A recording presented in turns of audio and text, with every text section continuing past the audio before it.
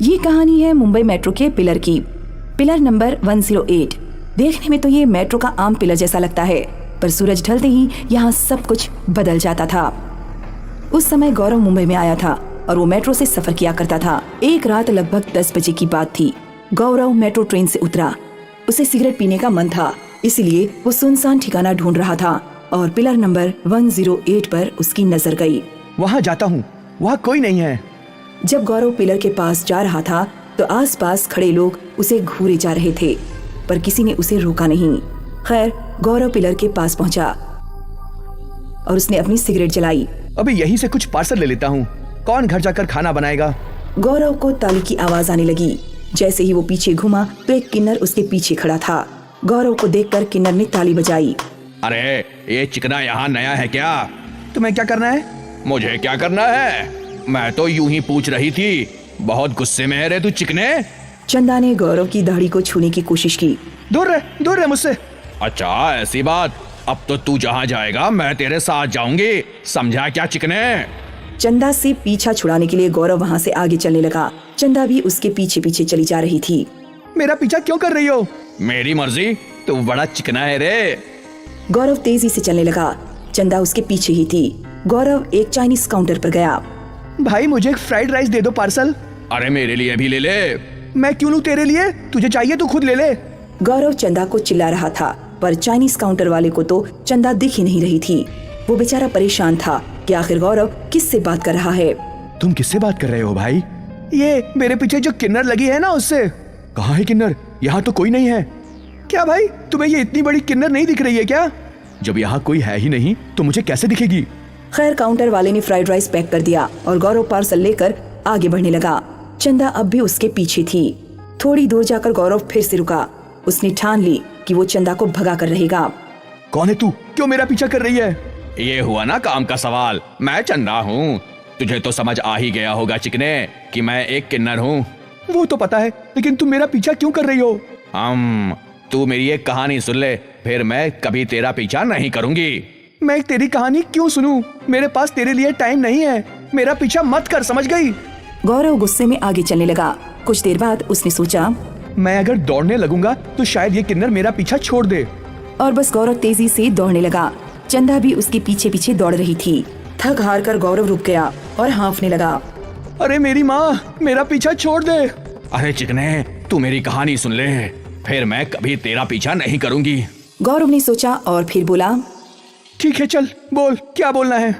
2 साल पहले एक किन्नर थी जो मुंबई के ट्रैफिक सिग्नल्स पर भीख मांगा करती थी। वो बहुत खुश थी।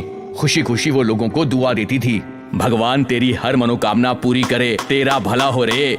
वो किन्नर गरीबों की मदद करती थी। सब कुछ सही चल रहा था। मुंबई में मेट्रो का काम शुरू हुआ। मेट्रो के पिलर के लिए बड़े बड़े गड्ढे खोदे जा रहे थे। एक रात की बात है, वो किन्नर रोज के जैसे अपने घर लौट रही थी। अरे बाप रे, इतना बड़ा गड्ढा, पिलर कितना बड़ा होगा ना। वो किन्नर गड्ढा देख ही रही थी कि अचानक उसकी आंखों पर जेसीबी की रोशनी आई। रोशनी इतनी बढ़ गई कि किन्नर कुछ देख ना पाई और उसका पैर फिसल गया। वो सीधा उस गहरे गड्ढे में जा गिरी। उसकी चीखें सुनकर जेसीबी का ड्राइवर और वहां खड़ा एक मजदूर दौड़ता हुआ आया। अरे बाप रे, इसके शरीर में तो सरिया घुस गया है। ये क्या कर दिया मैंने? हे भगवान! किन्नर दर्द से तड़प रही थी। बचाओ बचाओ, मुझे बचाओ, कोई तो बचाओ। वो ड्राइवर और मजदूर डर गए थे। अब मेरे खिलाफ मर्डर केस होगा और मेरे खिलाफ लापरवाही का। मैंने ही वो बैरिकेड्स हटाए थे। किन्नर दर्द से तड़प रही थी और इन दोनों को अपने आप की पड़ी थी। अब क्या करना चाहिए हम दोनों को? वैसे भी इसे हॉस्पिटल ले जाते ये मर ही जाएगी। उससे अच्छा है इसे यहीं दफना देते हैं। कम से कम हम दोनों के खिलाफ कोई केस तो नहीं होगा। हाँ, तुम शायद सही कह रहे हो, यही करना ठीक होगा। वो दोनों आदमी उस किन्नर के मरने का इंतजार करने लगे। जब किन्नर ने अपनी आखिरी सांस ली तो जेसीबी के ड्राइवर ने किन्नर की लाश मिट्टी से दबा दी। उसके बाद उस जगह एक पिलर बना, पिलर नंबर 108। कहते हैं आज भी पिलर नंबर 108 में उस किन्नर के पिशाच का वास है। वो किन्नर वहां खड़े हर इंसान के पीछे लग जाती है और उसका पीछा करती है, जैसे तुम मेरा पीछा कर रही हो। बिल्कुल सही। किन्नर का पिशाच गौरव को पकड़ लेता है और उसके गले से खून चूसकर उसका मांस खाने लगता है। आशापुरा की घाट पे अक्सर लोगों का सामना मोहिनी से हो जाता है। मोहिनी अक्सर घाट के पास एक पत्थर पे बैठकर रोया करती है, लेकिन जब कोई मर्द मोहिनी के पास जाता है तो उसका भयानक रूप देखकर डर जाता है। मुझे छोड़ दो, मुझे छोड़ दो। मोहिनी किसी की जान नहीं लेती, लेकिन वो हर किसी को डराती है और आशापुरा के आसपास के लोग मोहिनी को किन्नर के भूत के नाम से जानते हैं। एक दिन की बात है, एक पैरानॉर्मल एक्टिविस्ट रुद्रा अपने साथी मयंक के साथ इसी रास्ते से जा रहा था। उसे भी मोहिनी सड़क के किनारे एक पत्थर पे बैठकर रोती दिखाई दी। यार वहाँ वो औरत रो क्यों रही है? शायद उसे मदद की जरूरत है। अरे रुक, वो औरत नहीं है, वो तो एक किन्नर का भूत है। क्या? किन्नर का भूत? हाँ, लेकिन वो कौन है, उसके साथ क्या हुआ, ये किसी को नहीं पता। तो आज हम इस रहस्य का पता लगाएंगे।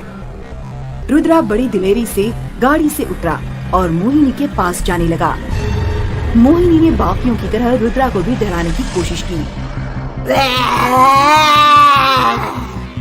मुझे मर्दों से नफरत है, लौट जा यहाँ से, लौट जा। मैं यहाँ तुमसे मिलने आया हूँ। मुझसे मिलने? हाँ, मुझे तुम्हारी कहानी जाननी है। मैं तुम्हें क्यों बताऊं?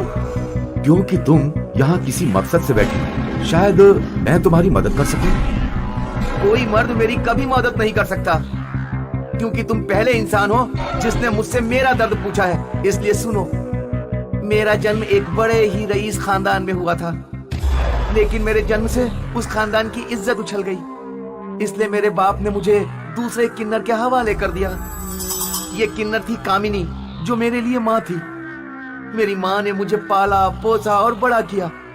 अक्सर लोग मुझे छेड़ा करते थे, लेकिन मेरी माँ ने डटकर सबका मुकाबला किया। वो मेरी शक्ति थी। मेरी माँ एक बहुत अच्छी क्लासिकल डांसर थी और उनकी वजह से मैं भी क्लासिकल डांस सीख पाई। मुझे कई नेशनल लेवल अवार्ड मिले अपने डांस के टैलेंट के लिए, लेकिन फिर भी लोग मुझे हमेशा चिढ़ाया करते थे। वो देख, ₹1 देना। मुझे लोगों की बातों का बुरा लगता था, लेकिन मैं कभी उनसे झगड़ती नहीं थी। मैं बस अपने घर जाकर रोने लगती थी। मोहिनी, क्यों रो रही है? क्या ये सब तेरे लिए नया है? लेकिन माँ, ये लोग हमें इंसान क्यों नहीं समझते? क्यों रोज हमारा मजाक बनाते हैं? क्या इनको लगता है कि हमारा दिल नहीं है? कुछ तो लोग कहेंगे, लोगों का काम है कहना। ये गाना याद है ना? सिर्फ इतना याद रखो, तुम जो हो, जैसी हो, अच्छी हो, बस। लोग चाहे जो भी सोचे। मेरी माँ के प्रोत्साहन से मैंने अपना क्लासिकल डांस जारी रखा। जब मैं एक स्टेज पे परफॉर्मेंस कर रही थी और अचानक एक गुंडा स्टेज पर हंगामा करने लगा। अबे ये देख कौन आया है, इसको आया कहूँ या आई? इतने बुरे दिन भी नहीं आए कि अब इसका नाच देखना पड़े हमें। मैं मुंडी झुकाकर इस गुंडे की बात सुन रही थी, तभी एक हाथ मेरे कंधे पे आया। ये वो है जिसके पैरों की तू धूल भी नहीं है। ये वो है जिन्होंने क्लासिकल डांसिंग के कई पदवियां जीती हैं। ये वो हैं जिनके पैर एक बार थिरकना शुरू हो जाए तो तभी रुकते हैं जब या तो इनके घुंघरू टूटे या तबले की थाप रुके। इस लड़के की बातें सुनकर ऑडियंस ताली बजाने लगी और फिर वो गुंडा स्टेज से उतर गया और मैंने अपना डांस परफॉर्मेंस दिया। मेरे परफॉर्मेंस के बाद मैं उस लड़के से मिली और हमारी दोस्ती शुरू हो गई। इस दिन के बाद हम लोग अक्सर मिला करते थे, कभी कॉफी पीने, कभी भुट्टा खाने। मैं राजीव की ओर खिंची चली जा रही थी। मुझे राजीव पसंद था। मैं अक्सर अपने कमरे में फूल लेकर बैठती थी।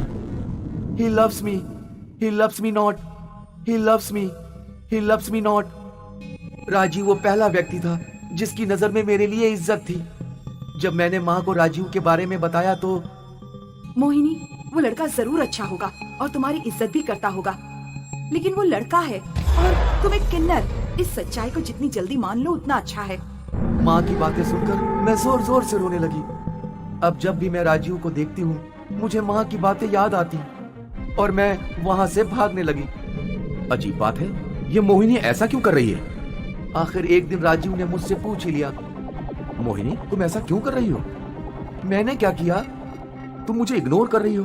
क्या मुझसे कोई भूल हुई? क्या मेरी गलती है? गलती तुम्हारी नहीं, मेरी है। मैं एक किन्नर हूं। ये बात मुझे पहले से पता है। तो क्यों? क्योंकि मैं तुमसे प्यार करता हूं। राजीव का इजहार सुनकर मेरी खुशियों का ठिकाना ही नहीं रहा। इसके बाद राजीव और मैं अक्सर मिला करते थे। हमारा प्यार बढ़ रहा था। मैंने राजीव को माँ से भी मिलवाया था। सब कुछ अच्छा चल रहा था। फिर अचानक एक रात मैं इसी रोड से जा रही थी। मेरी गाड़ी बिगड़ गई और मैं मदद का इंतजार करने लगी।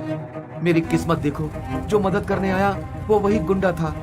ए जाने मन, आधी रात को यहाँ? मैं उस गुंडे से दूर भागने लगी। वो गुंडा और उसके दोस्त मेरा पीछा करने लगे। उस दिन तो तू बच गई, आज कैसे बचेगी? आज तो ये हम लोगों के लिए नाचेगी। मैं भागते भागते एक पेड़ के पीछे छिप गई कि उन गुंडों ने मुझे ढूंढ लिया। मैं फिर से अपनी जान बचाने के लिए भागने लगी। आज तो तुझे नहीं छोड़ूंगा। मैं भागते भागते ये घाट चढ़ने लगी। उन गुंडों ने मेरा पीछा किया। डरी सहमी मैं मदद की भीख मांग रही थी, लेकिन इस वीराने में मेरी मदद करने वाला कोई था ही नहीं। आखिर मैं घाट के किनारे पहुंच गई। मेरे पास आगे जाने के लिए रास्ता ही नहीं था। मुझे छोड़ दो, मैंने तेरा क्या बिगाड़ा है? वो गुंडा मेरी ओर बढ़ने लगा और जैसे ही मैंने पैर पीछे लिया, मैं घाट से नीचे गिर गई। उन गुंडों की वजह से मैं मर गई और भूत बन गई। मेरा हंसता खेलता जीवन उजड़ गया। मेरी माँ मुझसे दूर हो गई। मेरा प्यार मुझसे दूर हो गया। और अगले ही दिन मैंने उन गुंडों से बदला ले लिया।